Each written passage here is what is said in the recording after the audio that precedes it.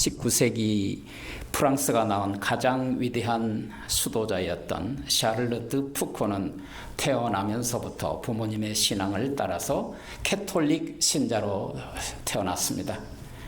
불행하게도 어린 나이에 양친을 잃고 외롭게 성장했죠. 다행히 육군사관학교를 졸업하고 장교가 되어 북아프리카의 반란군 진압에 파견되었는데 반란군들의 심장을 겨누어 총을 쏘면서 인생에 대하여 커다란 회의를 갖게 됩니다. 군대 생활을 당장 그만두고 오랜 기간 동안의 수도원 생활을 거쳐서 그의 나이 43세 때에 신부의 서품을 받았습니다. 신부로서 첫 임지를 세상에서 가장 버림받은 아프리카 사하라 사막에 베니아 베스로 자원하여 들어갔습니다. 58세의 나이에 원주민들의 배신자가 쏜 총에 맞아 숨질 때까지 15년 동안 원주민들과 함께 살면서 그들에게 복음을 전했습니다. 어느 날 푸코는 한 나무를 바라보면서 깊은 깨달음을 얻었습니다. 나무는 떨어지는 자신의 잎이나 꺾어지는 가지에 대하여 아무런 염려를 하지 않는 것이었습니다. 떨어지지 못하도록 애를 쓰거나 꺾여지는 것을 막으려고 하지도 않았습니다. 그저 어떤 상황 속에서도 그저 의연히 서 있을 뿐이었습니다. 그런 나무의 모습을 보면서 그리스도인들의 모습과 연결하여 생각해 보았답니다. 신자라고 하면서 전능하신 창조주 하나님을 믿는다고 하면서 때로는 재물 때문에 때로는 우리가 살아가는 일 때문에 우리는 모두 염려하고 절망하고 있지는 않는지, 사람이 저 한 그루의 나무보다도 더 나은 것이 무엇이란 말인가. 그래서 그는 어떤 상황 속에서도 하나님을 믿는 믿음으로 근심하거나 탄식하지 않게 되었다고 합니다. 그 후로부터 아프리카인들에게 늘 이런 두 가지의 질문을 항상 던졌다고 합니다. 첫 번째 질문은 하나님을 믿는 사람에게 가장 어려운 것이 무엇일까요? 푸코가 대답합니다. 하나님을 믿는 사람에게 있어서 가장 어려운 것은 하나님을 믿는 것입니다.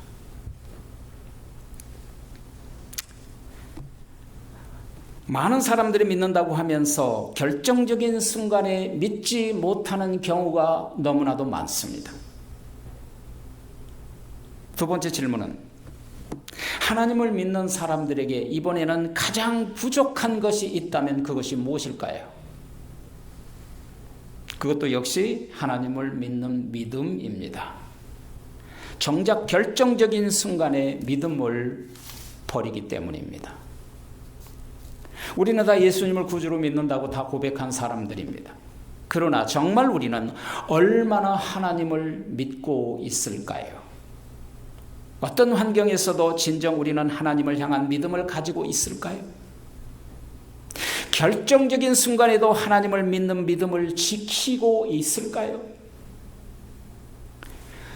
제가 1980년대로 생각하는데요. 한국의 어느 기업에서 남성 기성복 양복을 TV 커머셜에서 나온 메시지 중에 이런 메시지가 있습니다. 순간의 선택은 영혼을 좌우한다. 지금도 저는 그 메시지가 생생해요. 어떤 면에서 결정적인 한순간을 위해서 우리는 평생을 살아가고 있는지도 모릅니다. 학생들은 한순간을 위하여 10년, 20년을 공부하는 것이죠. 그리스도인들은 내가 죽는 한순간 주님 곁으로 가기 위하여 결정적인 한순간을 위하여 평생 신앙생활을 하고 있지는 않습니까? 사실 그렇습니다. 어느 목사님의 쓴 책에 보니까 이런 글이 있었습니다. 진짜 향나무와 가짜 향나무 차이가 언제 드러날까? 그 책의 대답은 나무가 도끼에 찍히는 순간에 나타난다라고 했어요.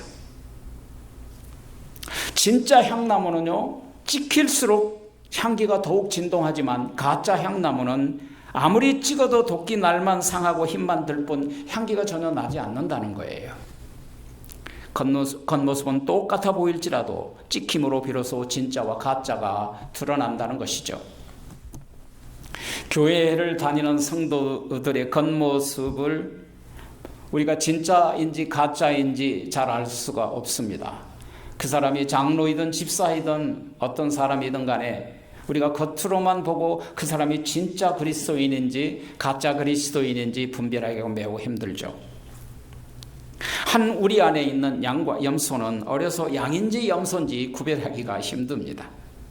근데 결정적인 순간에 드러난다는 사실입니다. 내 건강이, 내 재물이, 내 생각이, 내 뜻이 찍히고 떨어지고, 내가 무엇을 빼앗기고 부서지고 깨어져 나갈 때, 내가 뭘 잃어버릴 때, 바로 그 순간에도 우리가 하나님을 전폭적으로 신뢰한다면 당신은 정말 하나님을 믿는 진짜 구원받은 성도입니다. 만일 우리의 신앙이 바로 그 결정적인 때를 위해서 필요한 것입니다. 그 결정적인 순간을 위해서 평생에 우리는 신앙생활을 하고 있습니다. 그러나 가장 결정적일 때, 가장 중요한 순간에 가장 믿음이 필요할 때에 신앙과 전혀 다른 모습을 보인다면 당신은 아직까지 참된 신앙인이 아닐 수 있습니다. 샤를르 드 푸코 신부님의 묵상집에 보니까 그리스도인들이 이처럼 결정적일 때 오히려 비정상적인 비신앙적인 처신을 하는 이유를 두 가지를 지적했더라고요. 첫 번째는 정말 결정적인 순간에 하나님을 보기보다는 자기 자신을 바라보기 때문이라 그랬더라고요. 결정적인 순간에 더욱 하나님을 바라보아야 함에도 불구하고 그저 내 자신만 바라보기 때문에 실패하게 된다는 것입니다. 급할 때, 아플 때, 위급할 때 그 순간에 내 자신을 바라보면 실수한다는 것입니다. 실패한다는 거예요. 결정적인 순간에 나를 바라보면 탄식밖에 나올 게 더 뭐가 있겠어요. 둘째로는 결정적인 순간에 주님을 바라보기보다는 내 눈앞에 펼쳐진 어려운 상황만을 집중하여 바라보면 실패한다는 것입니다. 평소에는 믿음이 있는 것 같아도 막상 어려움이 닥치면 믿음은 온데간데 없고 십자가도 온데간데 없고 믿지 않는 사람보다도 더 엉뚱한 행동을 하는 사람들이 우리 주위에 종종 있지 않습니까? 제자들이 타고 가는 배가 풍랑을 만났죠. 그 배 안에 12 제자들 그 어느 누구도 믿음 있는 사람의 모습을 그 당시에 찾아볼 수가 없습니다. 두려워서 어찌할 바를 모른 채 허둥댈 뿐이었습니다. 그때 예수님께서 그들을 구원해 주시려고 물 위를 급히 저벅저벅 걸어오셨습니다. 물 위를 걸어오신 예수님을 보고 뭐라고 소리쳤습니까? 귀신이다! 위령이다라고 소리쳤습니다. 어느 순간 이 어려운 환경만 바라보면 눈이 멀어져요. 보이지 않아요. 들리지 않습니다.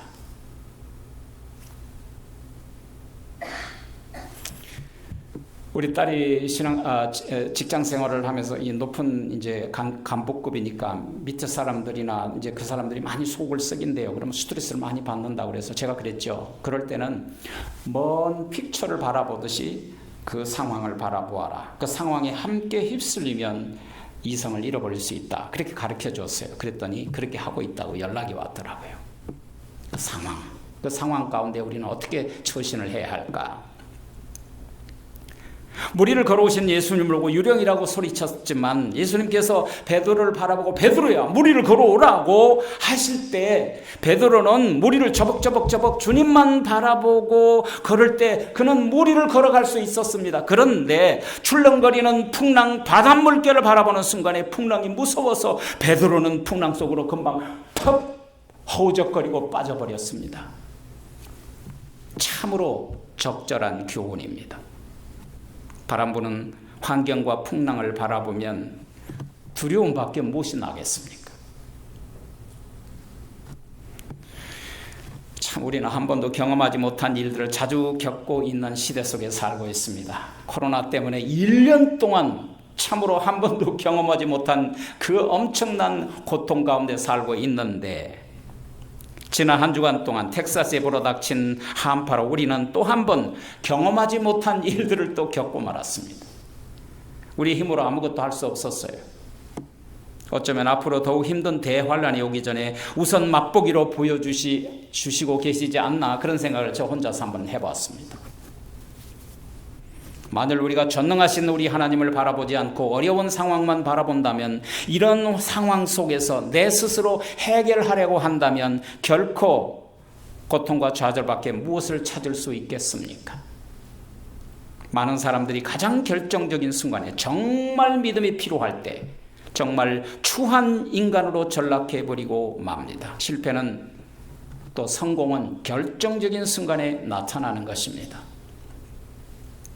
이것이 오늘 바로 본문이 우리에게 주고자 하시는 메시지입니다. 오늘 첫 번째, 베드로는 결정적인 순간에 자신을 바라보자 예수님을 부인하게 됐습니다.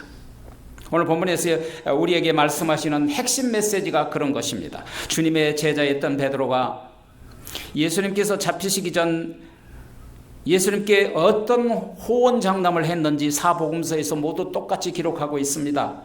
마태복음 26장 33절에 보면 다 주를 버릴지라도 나는 언제든지 주를 버리지 않겠다고. 마가복음 14장 31절에 보면 내가 주와 함께 죽을지언정 주님을 부인하지 않겠다고. 누가복음 22장 33절에 주여 내가 주와 함께 감옥에도 가고 죽는데도 함께 가기를 준비했다고. 그리고 요한복음 13장 37절에 보면 주여 내가 어찌하여 주를 따라가지 못한단 말입니까? 주를 위하여 내 목숨을 바치겠습니다. 얼마나 자신만만한 호언장담입니까? 베드로는 이처럼 장담만을 하는 사람이 아니었어요. 근데 겟세마네 동산에 나타난 군대가 예수님을 체포하려는 순간에 검을 뽑아서 휘두르며 그들 앞을 가로막고 선 사람은 오직 베드로 한 사람뿐이었습니다. 그때까지만 해도 베드로는 그처럼 담대하고 용감했습니다. 그는 예수님께서 로마를 물리치고 이스라엘의 독립을 가져다 줄 정치적인 메시아이심을 믿어 의심치 않았기 때문이겠죠. 주님께서 풍랑이 몰아닥칠 때 풍랑을 말씀 한마디로 잠잠하게 하시던 그 권능으로, 보리떡 2개와 물고기 5마리로 장정만 5,000명을 배불리 먹이고 남겼던 그 엄청난 능력으로 그들을 완전히 물리치고 이스라엘의 왕이 될 것을 굳어 믿고 있었습니다. 그때까지만 해도요. 그렇게 주님 앞에서 그는 주님을 위해 단신으로 검을 빼들고 군대와 맞서는, 그리고 용감한 모습을 보였던 것이죠. 그런데 예수님께서 어이없게도 체포되어 오랏줄에 묶여 안나스의 집으로 끌려간 것입니다. 제자 시몬 베드로와 요한이 멀찍이 예수님을 따라 졸졸 안나스 집 앞까지 갑니다. 오늘 보면 15절에 보면 이 제자는 대제사장과 아는 사이라 예수와 함께 대제사장 집들에 들어가고 베드로는 문 밖에 서 있는지라. 여러분 그 장면을 픽처로 한번 생각해 보십시오. 여기서 이 제자는 누구일까요? 이름을 밝히지 않는 이 제자는 대제사장과 친분이 있었습니다. 여기서 그는 아는 사람이라는 뜻은 헬라어로 그노스토스라는 말인데 가까운 친척 관계를 가지고 있다, 그런 뜻입니다. 그가 안으로 들어갈 때 문지기로부터 아무런 제지를 받지 않은 점으로 미루어 보아 이 문지기는 이 제자를 친척 관계로, 이 안나스의 대제사장 집안과 친척 관계라는 사실을 이미 알고 있었던 것입니다. 이 제자는 두말할 것도 없이 사도 요한입니다. 요한복음을 기록한 사도 요한은 언제나 자기의 이름을 직접적으로 대지 않고 예수님의 사랑받는 자 혹은 그 제자, 함께 간 제자 등으로 제3자의 인칭을 통해서 기록했습니다. 베드로는 안으로 들어가지 못하고, 요한은 들어갔는데 베드로는 안으로 들어가지 못하고 바깥에 이렇게 서 있었습니다. 그런데 제자 요한은 문 지키는 여종에게 베드로를 들어보내라고 말하니까 문 밖에 서 있는 베드로를 데리고 들어오면서 베드로에게 이렇게 물어봤습니다. 그 여종이, 너도 이 사람이 제자 중에 한 사람 아니오? 베드로가 얼른 대답합니다. No, I'm not. 이것이 베드로가 예수님을 첫 번째 부인하는 장면입니다. 베드로는 예수님을 모른다고 비굴한 대답을 했습니다. 예수님은 이미 그런 일을 아시고 산상설교에서 비굴한 대답을 하지 말라고 가르쳐 주셨던 것이죠. 마태복음 5장 37절에 보면 너희는 옳을 때는 옳다 하고 아니면 아니라 하라. 이에서 지나는 것은 다 악한 데서 오는 것이냐라고 분명히 가르쳐 주셨어요. 새 번역에 보니까 너희는 예 할 때는 반드시 예라고 말하고 아니요 할 때는 아니요라는 말을 하여라. 이보다도 지나치는 것은 악에서 나타나는 것이라고 기록되어 있습니다. 베드로는 결정적인 순간에 믿음을 버리고 오히려 비신앙적으로 처신하고 말았어요. 왜 베드로는 예수님을 부인했을까요? 지금 죽을 판도 아닌데 말이에요. 샤를르 드 푸코가 지적한 두 가지 중에 하나의 이유가 있습니다. 첫째는 결정적인 순간에 주님을 바라보기보다는 자기 자신을 바라봤기 때문입니다. 자기 자신이 붙잡힐까봐, 손해를 볼까봐, 내게 불이익이 올까봐 주님을 쳐다보지 않고 결정적인 순간에 자기 자신을 바라봤기 때문입니다. 믿음을 버린 거예요. 당시 문 지키는 여종은 대문을 지키는 일을 하는 집안 하인입니다. 하녀예요. 마가복음이나 마태복음이나 누가복음이나 요한복음, 사복음서에서 다 여종, 하인이라고 기록되어 있습니다. 여기서 발견되는 공통점이 뭐냐면 이 비천한 하인 앞에서조차 베드로가 예수님을 치욕스럽게 부인했다는 점입니다. 여종이 무서워서 연약한 여종 앞에서 자기 자신에게 손해가 올까봐 몸살을 하고 베드로는 담대함을 가지지 못하고 주님을 부인하는 비겁함을 보이고 말았습니다. 두 번째로 베드로는 결정적인 순간에 어려운 상황을 바라보자 예수님을 부인했습니다. 이제 상황을 바라보고 부인한 거예요.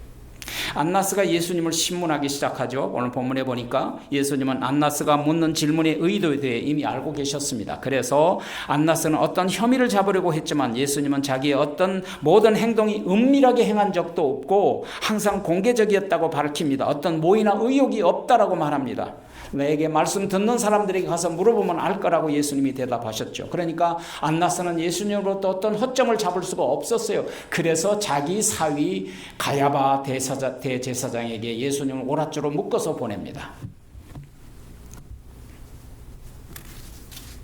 베드로는 불행하게도 대제사장 가야바의 뜰에서도 예수님을 2번씩이나 부인하고 말았습니다. 추위에 떨며 장작불을 쬐고 있던 사람들이 베드로를 보고 의심스러운 눈으로 물었죠. 오늘 25절에 보니까 너도 예수의 제자 중 하나가 아니냐? I am not.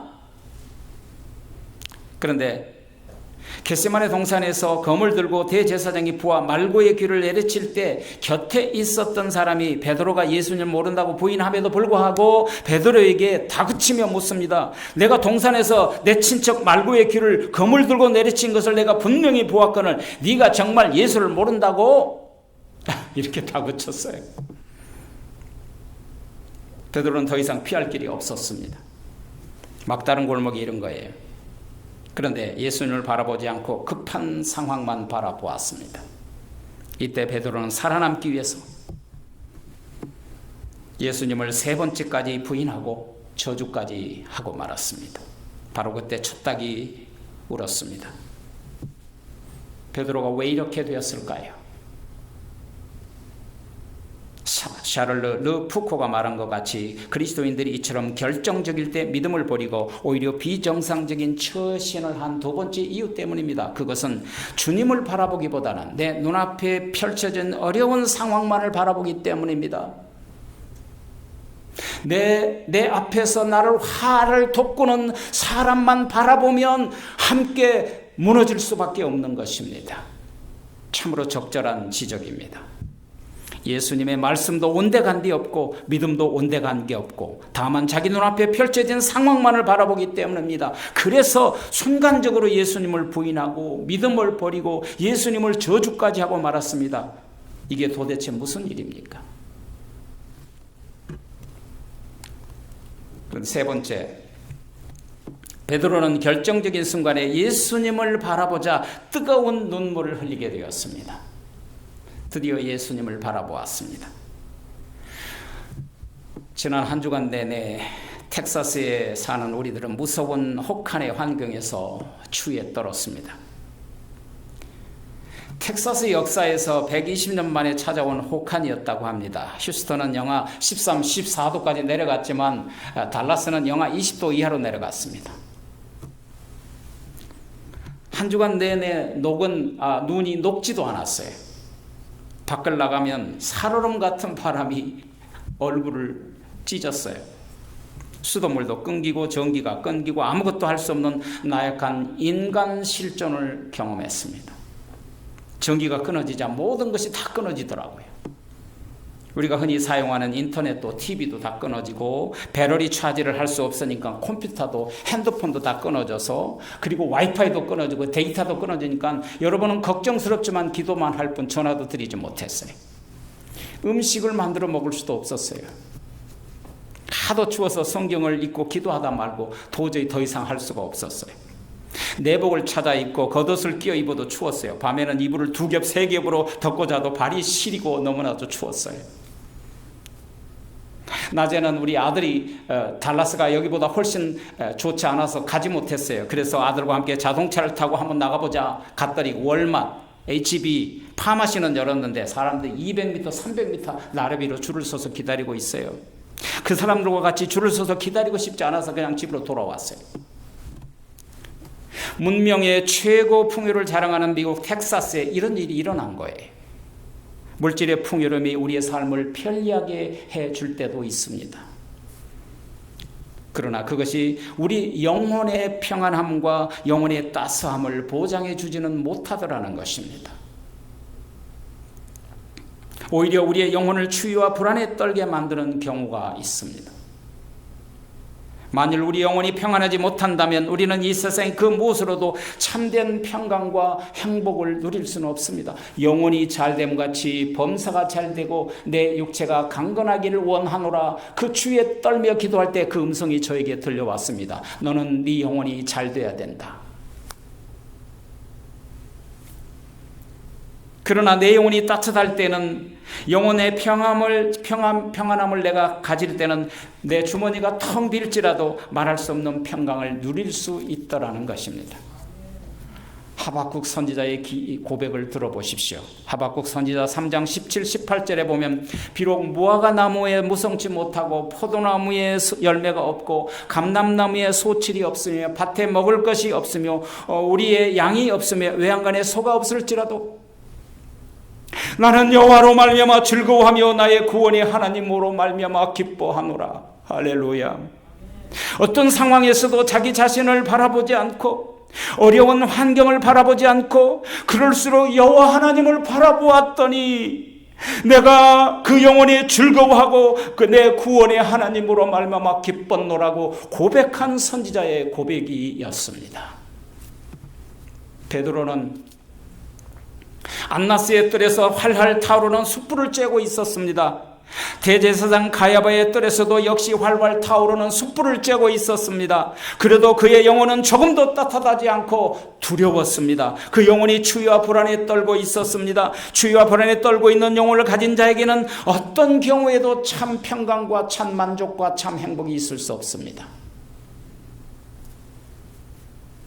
저는 오늘 본문 말씀을 준비하면서 추운 겨울 날 전기와 수도가 끊기고 눈이 내리는 현실에서 우리의 육체가 추위와 불안에 떨 수밖에 없듯이 내 생명의 빛이요 구원자이신 하나님을 외면한 베드로의 영혼이 영적 한기, 영적 추위, 불안 속에서 떨지 않을 수 없겠구나 하고 깊이 깨달았습니다.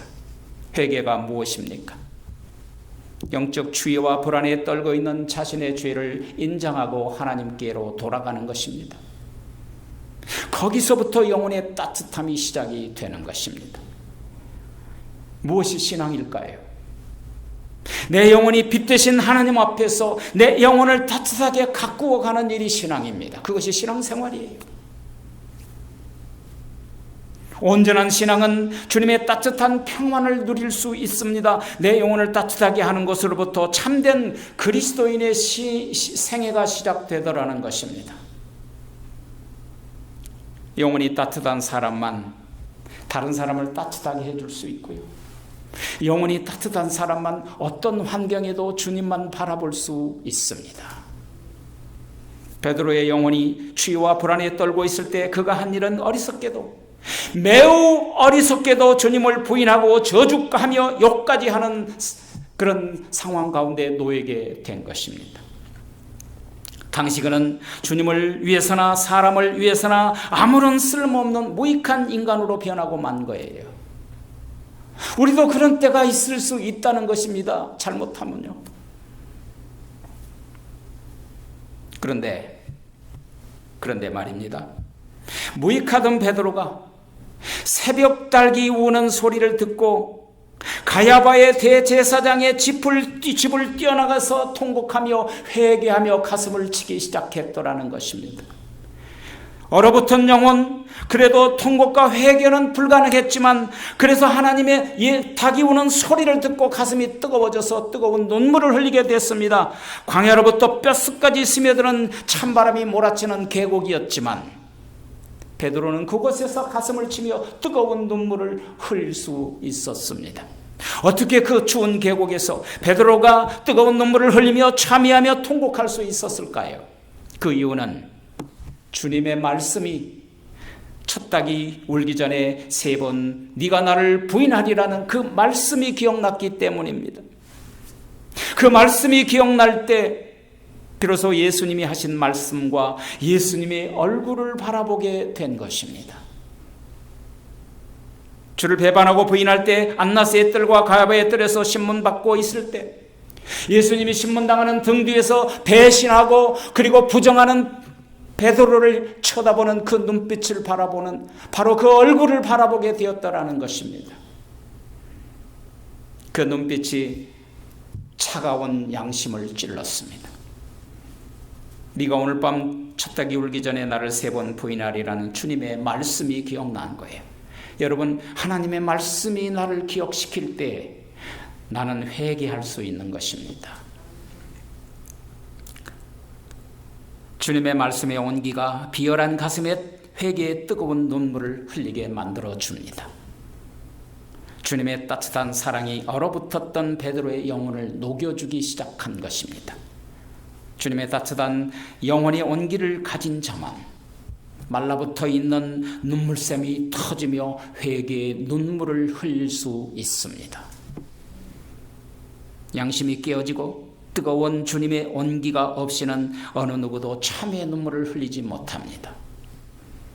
참회의 눈물은 뜨거운 가슴의 불꽃으로부터 시작이 됩니다. 지난 한 주간 아무것도 할 수 없어서 제가 아들과 함께 마침 퍼스널 랩탑에 배터리가 아직 남아 있어서 옛날에 누군가로부터 선물 받았던 CD The Passion of Christ라는 영화를 봤습니다. 이거라도 보고 올라가서 찾아. 거기에 보면 비참하게 죽은 가룟 유다의 배반과 자살의 이야기가 상당히 긴 시간 동안 할애를 했더라고요. 가룟 유다는 어떻습니까? 유다도 예수님을 배반하고 부인하고 은 30에 예수님을 팔아치웠습니다. 그 추운 밤에 가룟 유다가 예수님의 곁을 떠났죠. 그날 밤 가룟 유다의 영혼도 역시 꽁꽁 얼어붙어 있었습니다. 그는 은 30 받고 자신의 스승을 배신합니다. 그리고 그 후로부터 가룟 유다는 다시 예수님을 향해 돌아오지 못했습니다. 그 결과 가룟 유다는 스스로 목매어 죽는 비참한 최후의 인생을 마감하고 말지요. 그는 여러 번 돌아서도록 기회를 주님으로부터 얻었지만 결정적인 순간 그의 영혼의 결과는 자멸이었습니다. 그는 자기 자신의 죄악만을 바라보고 가슴을 쳤을 뿐 주님의 얼굴을 바라보지 못하고 그 말씀이 기억나지 않아 그는 회개의 기회를 영영 잃어버렸던 것입니다. 얼어붙은 가슴을 녹이는 용서하시는 주님의 모습을 쳐다보지 못했기 때문입니다. 이것이 베드로와 유다의 결정적인 다른 점입니다. 베드로는 주님의 말씀이 결정적인 순간에 기억나서 뜨거워진 가슴으로 통곡의 눈물을 흘리며 다시 예수님께로 돌아왔습니다. 결정적인 순간 만일 첫 닭이 우는 소리를 듣지 못했다면 그는 영원히 예수님께로 돌아올 수 없었을지도 모릅니다. 사랑하신 여러분, 오늘은 사순절 첫 번째 주일을 맞이하였습니다. 지난 한 주간 동안 꽁꽁 얼어붙은 우리의 마음을 녹여서 따스한 마음으로 불을 붙이시기를 바랍니다. 오늘 주님의 말씀이 기억나야 합니다. 결정적인 순간일수록 나를 부인하십시오. 결정적인 순간일수록 환경의 어려운 사건을 바라보지 마십시오. 결정적인 사건일수록 더욱 주님만 바라보십시오. 생명의 말씀이 나에게 생명을 주시고 진리의 말씀이 얼어붙은 우리의 마음을 녹여 뜨거운 회개의 눈물을 흘리는 사순절 기간이 되시기를 축복합니다. 뜨거운 참회의 눈물이 있는 사람은 얼어붙은 영혼이 베드로처럼 살아날 줄 믿습니다.